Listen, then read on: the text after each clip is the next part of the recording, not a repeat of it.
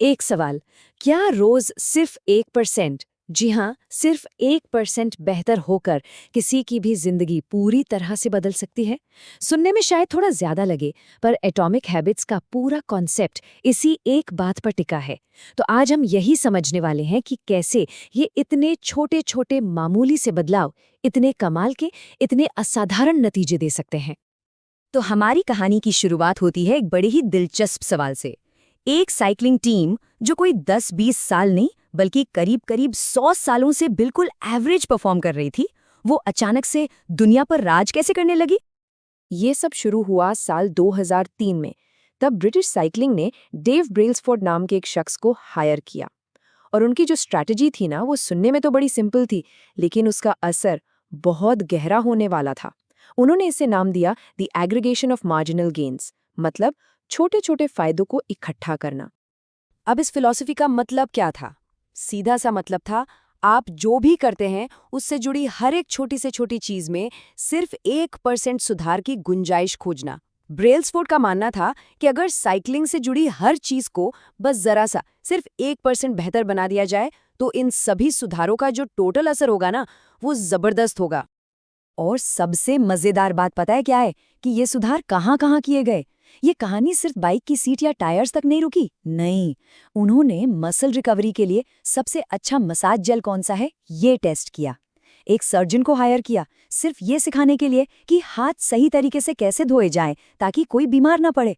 हर एक राइडर के लिए सबसे परफेक्ट तकिया और गद्दा कौन सा होगा ये तक पता लगाया। अरे हद तो तब हो गई जब टायर पर अल्कोहल रगड़ा गया ताकि ग्रिप बेहतर हो, और टीम के ट्रक का इंटीरियर सफेद पेंट करवा दिया गया। क्यों? ताकि धूल का छोटे से छोटा कण भी तुरंत पकड़ में आ जाए। मतलब कमाल की सोच थी ये। तो इन नन्हे नन्हे सुधारों का नतीजा क्या निकला? सच कहूं तो हैरान कर देने वाला था।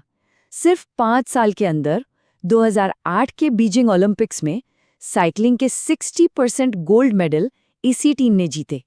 और बात यहीं खत्म नहीं हुई। 2012 में तो उन्होंने 9 ओलंपिक और 7 वर्ल्ड रिकॉर्ड ही तोड़ दिए। और उसके बाद अगले 6 सालों में 5 बार टूर दे फ्रांस जैसा बड़ा खिताब अपने नाम किया। ये सब उन्हीं 1% सुधारों का नतीजा था। तो सवाल उठता है कि भाई इस अविश्वसनीय बदलाव के पीछे का गणित क्या है? कैसे भला 1% का सुधार इतना बड़ा, इतना जबरदस्त फर्क पैदा कर सकता है? इसका जवाब इस एक नंबर में छिपा है, 37.78। इसका मतलब ये है कि अगर कोई 1 साल तक हर दिन सिर्फ 1% बेहतर होता जाए, तो साल के आखिर तक वो पहले से लगभग 38 गुना बेहतर हो जाएगा। सोचिए जरा, 38 गुना।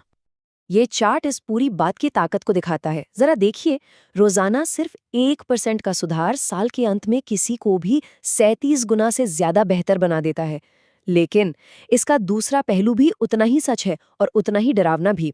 रोज सिर्फ 1% की गिरावट किसी को भी लगभग 0 पर लाकर खड़ा कर सकती है। तो ये एक दो धारी तलवार की तरह है। इसे समझने का एक बहुत ही शानदार तरीका है। कहा जाता है कि आदतें जो हैं वो सेल्फ इम्प्रूवमेंट का कंपाउंड इंटरेस्ट हैं। बिल्कुल वैसे ही जैसे पैसा चक्रवृद्धि ब्याज से बढ़ता है, हमारी आदतों का असर भी बार बार दोहराने से कई गुना, मतलब कई कई गुना बढ़ जाता है।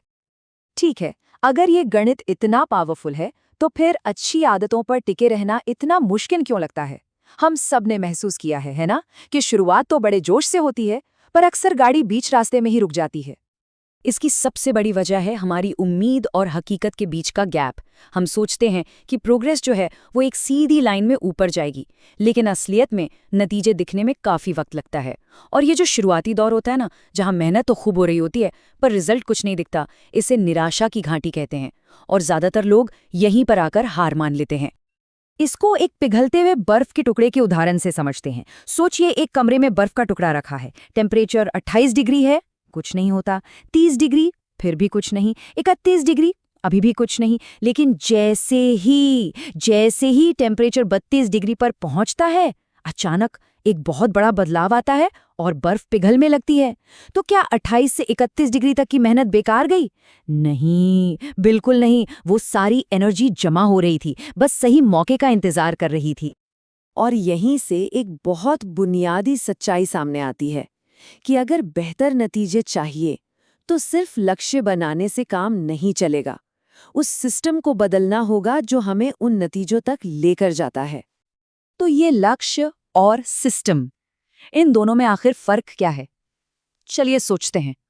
ओलंपिक में हिस्सा लेने वाला हर एथलीट गोल्ड मेडल जीतना चाहता है ना? लक्ष्य तो सबका सेम है, पर जीतता तो कोई एक ही है ना? तो फिर फर्क कहाँ है? फर्क है उनके सिस्टम में, उनकी रोज की प्रैक्टिस में, उनकी ट्रेनिंग में, उनके रूटीन में। लक्ष्य तो बस एक मंजिल है, पर सिस्टम वो रास्ता है जो किसी को लगातार हर रोज बेहतर बनाता है।